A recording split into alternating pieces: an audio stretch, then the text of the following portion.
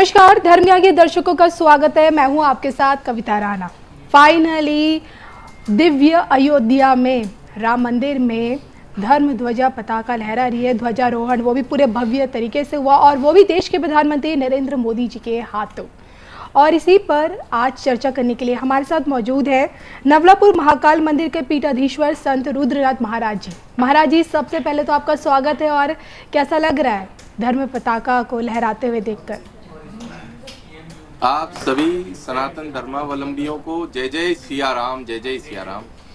सबके लिए आज आनंद और हर्ष का विषय है कि इतने लंबे अवधि तक हमारे भारतवर्ष के हजारों वर्ष के इतिहास में आज का जो क्षण है ये पुनः हम लोगों को सभी सांस्कृतिक चेतना को पुनर्वासित करता हुआ और साथ ही साथ हम सभी सनातनियों के लिए, हिंदुओं के लिए एक गौरव का क्षण है कि श्री राम मंदिर अयोध्या जी में राम मंदिर तो निर्माण हो गया, परंतु उसके ऊपर धर्म की पताका आज पुनः, क्योंकि जब भी देखिए सनातन का युद्ध होता है तो किसी भी युद्ध में जो धर्म की ध्वजा है, जिस भी राज्य की ध्वजा है, तो हमारे देश की, हमारे भारत की संस्कृति की ध्वजा आज लहरा रही है अयोध्या में श्री राम जन्मभूमि मंदिर के ऊपर।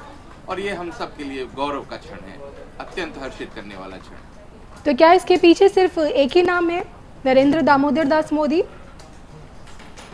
देखिए कविता जी, नाम तो अनेकों हजारों हैं।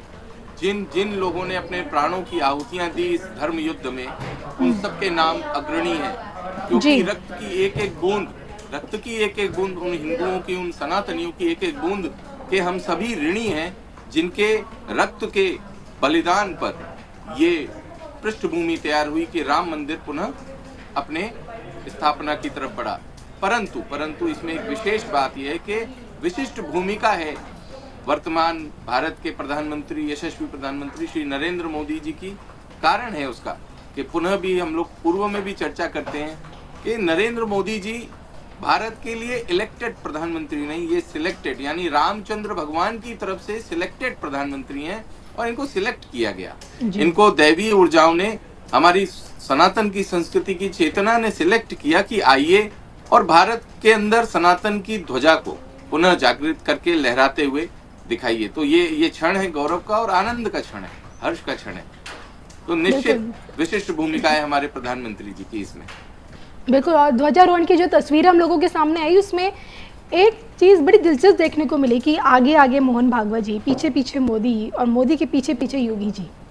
क्या ये हमें एक भविष्य की तस्वीर दिखाने की कोशिश करें? क्योंकि हम सभी जानते हैं कि पार्टी का जो रिमोट कंट्रोल है भाजपा का, आज भी संघ के हाथों में रहता है। देखिए कविता जी, ऐसा होना कोई ऐसा बहुत बड़ी अपवाद का विषय नहीं है। ऐसा होना चाहिए कि संघे शक्ति कलयुग है, ये युग है ऐसा। इसमें अगर हम संगठित रहेंगे तो रिप्रेजेंटेशन के रूप में श्री मोहन भागवत जी राष्ट्रीय स्वयंसेवक संघ के प्रथम व्यक्ति पुरुष होते हुए, सरसंघ चालक होते हुए रिप्रेजेंट कर रहे हैं हजारों, लाखों, करोड़ों हिंदुओं का। और हिंदू राष्ट्र है भारत, ये था, है और रहेगा। इस हिंदू राष्ट्र का रिप्रेजेंटेशन करते हुए, यानी लाखों करोड़ों स्वयं सेवकों को आगे रखते हुए प्रधानमंत्री जी कहते हैं नेशन फर्स्ट। तो नेशन फर्स्ट, नेशन किससे बनती है? नागरिकों से नेशन का निर्माण है। तो हिंदू राष्ट्र बनता है हिंदुओं से।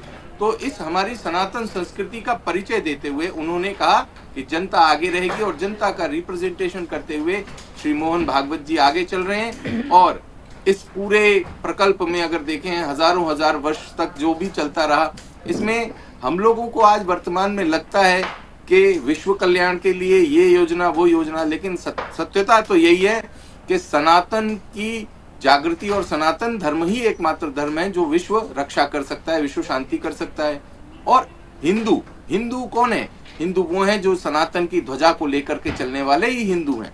तो ये सनातन की ध्वजा की पताका की स्थापना है, तो निश्चित हमारे सनातन के योद्धा, सनातन के सैनिक, राष्ट्रीय स्वयंसेवक संघ के जो स्वयंसेवक हैं उनको आगे रखते हुए कर रहे हैं। तो जैसे रामचंद्र भगवान जब लंका पर चढ़ाई किए तो उन्होंने किनको आगे रखा? वानर सेना को, अपने साथ जो सेना थी उसको आगे रखा। तो आज सेनापति के रूप में प्रधानमंत्री जी ने अपने आगे आरएसएस के चीफ सरसंघचालक श्री मोहन भागवत जी को रखा। ये बहुत अच्छा है, ये श्रेयस्कर है। जी बिल्कुल महाराज जी। देखिए, हमने देखा कि जब राम मंदिर पर फैसला आया, मोदी जी की सरकार में आया, रामलला की प्राण प्रतिष्ठा पीएम मोदी के हाथों और आज ध्वजारोहण पीएम मोदी के हाथों, सवाल उठ रहा है कि अयोध्या हो गया है तो मथुरा काशी भी क्या पीएम मोदी के कार्यकाल में ही होना है, या फिर एक नया स्वयंसेवक हमें नजर आएगा मथुरा काशी के मामले में? एक नया भगवाधारी बाबा नजर आने वाले हमें? ये बहुत अच्छा रहेगा कि भगवाधारियों की ही आवश्यकता है पूरे विश्व को इस समय। और ये बात जो है कि क्या प्रधानमंत्री जी के कार्यकाल में ही ये संपन्न हो, तो हम सभी की आंतरिक इच्छा तो यही है कि यह यश और यह कार्य सकुशल संपन्न हो, कि मथुरा और काशी का भी जो निराकरण है, जो भी वहाँ स्थापनाएं होनी है, वो भी श्री नरेंद्र मोदी जी के कार्यकाल में हो जाए। लेकिन अगर इसमें बल मिल जाता है कि भगवाधारी हमारे योगी आदित्यनाथ जी भी आगे रहते हैं और उनके कर कमलों से भी ये स्थापनाएं होती हैं, तो भी बहुत श्रेयस्कर होगा और हमें आनंद और हर्ष की ही अनुभूति होगी। क्योंकि योगी और मोदी में हमें भेद नहीं दिखाई देता, क्योंकि दोनों माँ के बेटे हैं, भारत माँ के ही बेटे हैं। और दोनों का मिल करके एक मनोयोग है कि भारत विश्व गुरु बने और भारत में सनातन धर्म और भारत हिंदू राष्ट्र बने। यही संकल्पना लेकर के दोनों हमारे प्रधानमंत्री जी और योगी जी चल रहे हैं। तो दोनों के हाथों से होने वाला कार्य एक ही होगा और हमारे लिए दोनों समान दृष्टि से समान ही है। यानी कि मैं ये समझूं कि आज ही के दिन यानी कि 25 नवंबर से हिंदू राष्ट्र का श्री गणेश हो चुका है।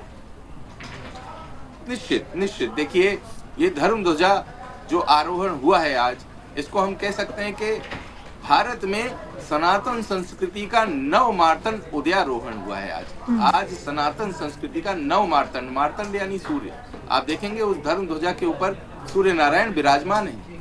तो सूर्य नारायण सूर्यवंश यानी भगवान श्री रामचंद्र के वंश के कुल देवता हैं। तो निश्चित हमारे भारत और सनातन संस्कृति के नवमार्तंड के उदयारोहण की आज आधारशिला रखी गई है। निश्चित हम लोग आगे बढ़ेंगे इसी रूप में। बहरहाल इन सब के बीच आज हम सभी ने देखा कि अयोध्या में एक नया इतिहास रचा गया, ध्वजारोहण हुआ और मंदिर शिखर पर धर्म दंड पर धर्म पताका लहराते हुए आज पूरी दुनिया देख रही है। लेकिन हमारे देश के चारों शंकराचार्य इस खास मौके पर नदारद रहे। मुझे नहीं मालूम कि इन्विटेशन मिला है या नहीं मिला है, लेकिन जो ज्योतिर्मठ के जो शंकराचार्य अविमुक्तेश्वर सरस्वती महाराज, उनका साफ कहना है कि ध्वजारोहण वाला कुछ कॉन्सेप्ट है ही नहीं हमारे धर्मशास्त्रों में। द्वारिका देख लीजिए, जगन्नाथपुरी देख लीजिए, वहाँ पे धर्म ध्वजा उतारी चढ़ाई जाती है, लेकिन ध्वजारोहण वाला ये कहा, ये तो पूरी तरह से शास्त्र के विरुद्ध है। आप क्या इससे सहमत रखते हैं? देखिए, पहला तो ये कि उपस्थित और अनुपस्थित रहने का उत्तर दे दें।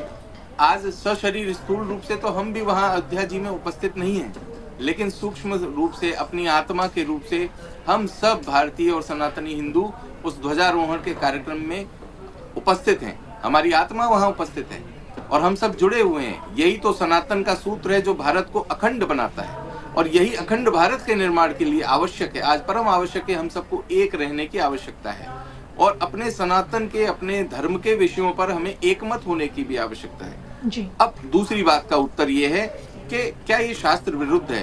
तो देखिए, आपको पुनः बताएं कि भिन्न भिन्न जगहों पर भिन्न भिन्न रूप से स्थापना होती है। हमारे शास्त्रों में कहा गया कि देवी देवताओं की भी भिन्न भिन्न आराधना के हिसाब से भिन्न भिन्न ऊर्जाओं के और देवताओं की स्थापना होती है। भगवान श्री रामचंद्र प्रतीक हैं अधर्म के ऊपर धर्म की विजय के। उन्होंने अपने जीवन में युद्ध किया, धर्म का युद्ध किया और आदर्शों को स्थापित किया, सनातन के मूल्यों को स्थापित किया। तो आज का जो ये धर्म ध्वजा का स्थापन होना है, आरोहण होना का कार्यक्रम है, ये निश्चित रूप से शास्त्रीय मत के अनुसार ही है। शास्त्र हमें कहता है कि अगर हमारे आगे दूर से हमें क्या दिखाई देगा, दूर से राम मंदिर दिखे ना दिखे, लेकिन उसकी धर्म ध्वजा नजर जरूर दिखाई देगी। तो हमारे को ये ध्यान रखना है। और शास्त्रीय मत भी कहता है कि अगर हम मंदिर के अंदर बैठे आराध्य देव की मूर्ति के दर्शन ना कर सके, तो भी अगर हमें धर्म ध्वजा दिखाई दे जाती है, तो हमें उस इष्ट, उस आराध्य देवता की दर्शन के ही पुण्य मिलते हैं। तो निश्चित रूप से वो धर्म ध्वजा स्थापित हो रही है। उसमें भगवान सूर्य, भगवान नारायण और रामचंद्र भगवान के आराध्य वहां विराजमान है, तो कैसे कह दें कि ये शास्त्र विरुद्ध है? हमें नहीं लगता कि ये शास्त्र विरुद्ध है। हाँ, लेकिन आज वर्तमान में जो भारत में खींचतान का माहौल है, जो एक दूसरे के मध्य क्लेश का वातावरण है, इसको हम सबको मिल करके दूर करना होगा। धर्म कभी हमारे अंदर रिजिडिटी यानी एक तरह की कट्टरता नहीं देता, वो हमें सौम्यता देता है, हमें करुणा, दया, ज्ञान सिखाता है। तो ज्ञान की आवश्यकता है। हम बार बार कहते हैं माँ शारदा कृपा करें, और शारदा माँ हम सबको सद्बुद्धि दें, सन्मार्ग दिखाएं। चलिए, मान लिया जाए कि शास्त्र विरुद्ध कुछ भी नहीं हुआ है, लेकिन टीएमसी विधायक हुमायूं कबीर का क्या, जो ऐलान कर चुके हैं कि मुर्शिदाबाद में 6 दिसंबर की तारीख में बाबरी की नींव रखेंगे। बाबरी के नाम से ही क्यों बाबरी मस्जिद की वो नींव रखने जा रहे, मुझे ये समझ नहीं आ रहा। अन्य जो देशभक्त मुसलमान हैं उनके नाम से भी मस्जिद की नींव रखी जा सकती है, बाबर के नाम पर क्यों? मुर्शिदाबाद में, जो कि हम सभी जानते हैं कि मुस्लिम बहुल जगह है पूरी तरह से, और अगले ही साल आप भी जानते हैं कि पश्चिम बंगाल के चुनाव हैं, तो इतना बड़ा ऐलान मुझे नहीं लगता कि ममता बनर्जी के बिना नॉलेज में इतना लिया होगा। देखिए कविता जी, पहली बात तो बाबर का महिमा मंडन करने की आवश्यकता नहीं। बाबर नाम का एक वायरस हमारे देश में अभी भी भ्रमण कर रहा है। ये बाबर एक वायरस है जिसने हमारे धर्म को, हमारे सनातन की एकता को तोड़ने का प्रयास किया। हजारों वर्ष से ये बाबर आए, बाबर के बाद में, अच्छा आपने जिनका नाम लिया जो विधायक हैं, उनके माता पिता ने भी उनका नाम हुमायूं रख दिया जी। वो भी इसी प्रकार के लुटेरों के गिरोह के एक सरदार हुआ करते थे। ये लुटेरों का गिरोह, ये चोरों डकैतों का गिरोह आया, इसने भारत को लूटा। इन लुटेरों की नाम का महिमा मंडन करना, इनके नाम की, इनका धर्म से कोई लेना देना नहीं था। इनका धर्म था लोगों को कष्ट देना, मानवता का हनन करना। लेकिन महाराज जी ये तो कह रहे हैं ना, हुमायूं जी कह रहे कि ऐसा करने के पीछे का मतलब वो उन्होंने ये ऐलान इसलिए किया है ताकि मुसलमानों की भावनाओं को सम्मान दे सके। देखिए, जो सच्चा मुसलमान है, भारत के अंदर रहने वाला सच्चा मुसलमान कहीं भी बाबर को अपना आदर्श नहीं मानता। और ये बात निश्चित है कि जो बाबर के समर्थक हैं वो भारत के राष्ट्र विरोधी हैं। ये राष्ट्र विरोधी ताकतें हैं जो भारत को में दंगा कराना चाहते हैं, भारत में एकता को नष्ट करना चाहते हैं, भारत को तोड़ना चाहते हैं। इन तोड़ने वाली ताकतों का समय जा चुका है। और एक बात हम अभी आपको एक भविष्यवाणी भी कर दे कि इन टीएमसी के विधायकों की जो रानी है, जो राज्य कर रही है वहां पर, ममता बनर्जी जी को भी अपने चुनाव से पहले सनातन की धारा में जुड़ना पड़ेगा। और वो बाबरी मस्जिद का निर्माण होगा कि नहीं होगा वो तो है ही नहीं, वो तो अंधेरे गर्त में पड़ा है। लेकिन पश्चिम बंगाल में पुनः धर्म की स्थापना करने वाले मंदिरों का निर्माण ममता बनर्जी खुद अपने हाथों से करवाएंगे। उन्हें आना पड़ेगा सनातन। देखिए, चाहे कांग्रेस हो चाहे टीएमसी हो, ये सभी पार्टियां जो सनातन विरोधी रूप में आगे आई हैं, इन्हें भी 2029 के चुनाव से पहले सनातन की धारा से जुड़ करके ही चलना पड़ेगा, अन्यथा ये समूल नाश हो जाएगा इन पार्टियों का। ये आपकी बहुत भविष्यवाणी है। ममता बनर्जी, जिन्हें अभी भी ममता बेगम के चश्मे से देखा जाता है, जो फैसले लेती है उन पर तुष्टीकरण वाली राजनीतिक आरोप लगता है, और आप कह रही है कि वो वापस सनातन के रंग में नजर आएंगी, जो सनातन का जो असली रंग है उसमें जी। वो और जो आपने कहा कि बाबर नाम का वायरस, इसे कैसे खत्म किया जाएगा पश्चिम बंगाल से? नहीं, इसको नष्ट करने के लिए सनातन के जागृति की, आज यही तो बात है। आज का दिन विशेष क्यों है? आज का दिन सांस्कृतिक चेतना, सनातन की सांस्कृतिक चेतना का ध्वज आज लहरा रहा है, और ये लहरा रहा है हम सबकी आत्मा में भी। आपने मुसलमानों का नाम लिया, भारत में देखिएगा एक लहर आ रही है जो सनातनी मुसलमान है, जो मुस्लिम सनातन की धारा को समझ रहे हैं। वो सनातनी मुस्लिमों का दौर आएगा, वो जुड़ करके वो स्वयं अपने ही ज्ञान से, अपने बुद्धि विवेक से और एकता से इन बाबर के वायरस से पीड़ित बाबर के जो वंशज बचे हैं ना कुछ, उनको नाश करेंगे। तो पश्चिम बंगाल में हो चाहे भारत के अन्य राज्यों में जो भी चुनाव होंगे, अब उत्तर मिलेगा, जैसा बिहार में मिला, आगे भी उत्तर मिलेगा कि जो सनातन का नहीं, जो राम का नहीं, वो किसी के काम का नहीं। बिल्कुल। चलिए महाराज जी, आपका बहुत बहुत धन्यवाद हमसे जुड़ने के लिए और अपना कीमती समय देने के लिए। और इसी के साथ धर्म ज्ञान से यानी कि कविता राणा को भी आप अनुमति दीजिए। नमस्कार। जय श्री राम। हर हर महादेव। हर हर महादेव। जय श्री राम।